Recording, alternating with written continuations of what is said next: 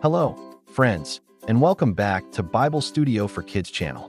Have you ever felt so small, so completely outmatched by a problem that it felt like a giant standing in your way? This is the story of a young shepherd boy who took on an unstoppable warrior, the story of David and Goliath. Our story begins in the Valley of Elah, where two massive armies are locked in a tense standoff. On one side, the army of Israel, led by King Saul. On the other, their fierce rivals, the Philistines. For 40 long days, the battle lines have been drawn, but no one dares to make a move. Why? Because the Philistines have a secret weapon, a champion so terrifying he paralyzes the entire Israelite army with fear.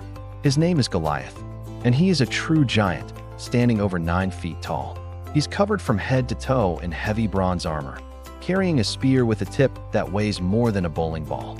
Every morning and every evening, Goliath strides out between the armies and roars a challenge. Send out a man to fight me. If he wins, we will be your slaves. But if I win, you will be our slaves. The Israelites, even their strongest soldiers, can only tremble. No one is brave enough to face him. Meanwhile, far from the battlefield, a young shepherd named David is tending his father's sheep. David is the youngest of 8 brothers, and he's not a soldier.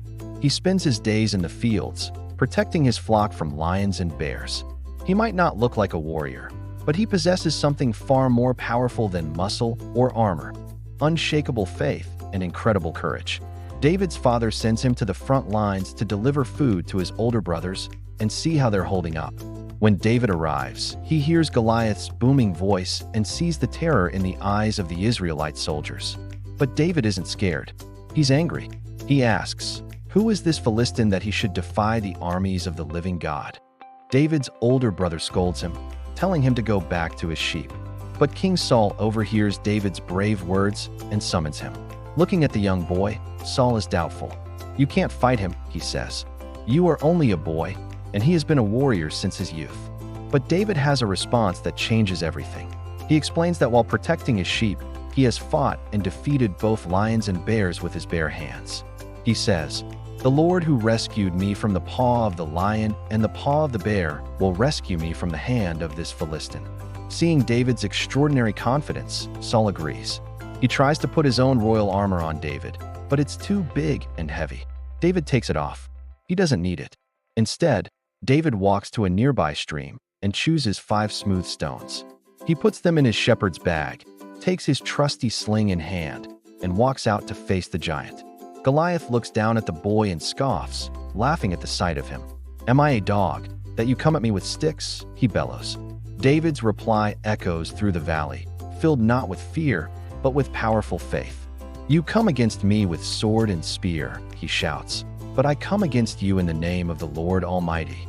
This day the Lord will deliver you into my hands, and the whole world will know that there is a God in Israel." With that, David runs toward the giant. He places a stone in his sling, swings it around his head, and lets it fly.